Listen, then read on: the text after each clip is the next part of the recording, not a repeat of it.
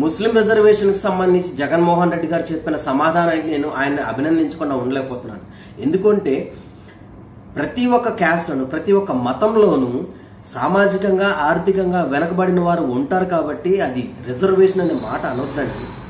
ఎందుకు అంటే పఠాన్లకి, ముస్లిమ్స్లో పఠాన్లకి రిజర్వేషన్ లేదు, సయ్యదులకు రిజర్వేషన్ లేదు, మొఘల్స్ కూడా రిజర్వేషన్ లేదు. అన్ని మతాల్లోనూ అన్ని కులాల్లోనూ సామాజికంగా ఆర్థికంగా వెనకబడిన వారు ఉంటారు.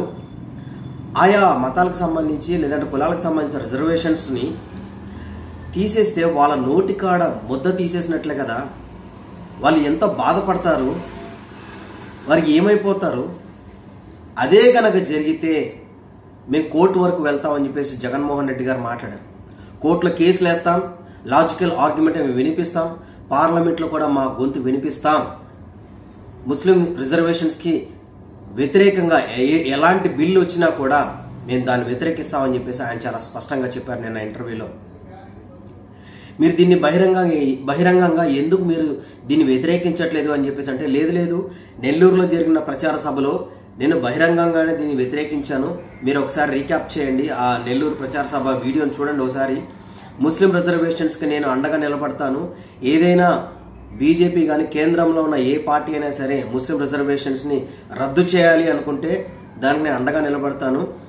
రద్దు చేయకూడదు, రద్దు చేయకుండా నేను పోరాడతానని చెప్పేసి జగన్మోహన్ రెడ్డి గారు చెప్పిన సమాధానాన్ని నేను అభినందించకుండా ఉండలేకపోతున్నాను. ఎందుకంటే ఆయా కులాల్లో నిజంగానే ఓసీల్లో కూడా నా ఫ్రెండ్స్ ఉన్నారండి.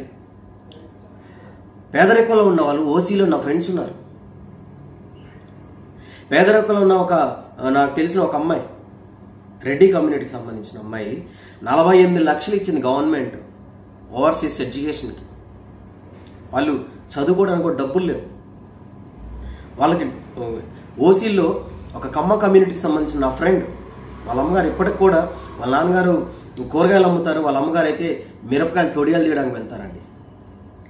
సో రిజర్వేషన్స్ని మత ప్రాతిపదికన రద్దు చేయటం అనేది చాలా తప్పు.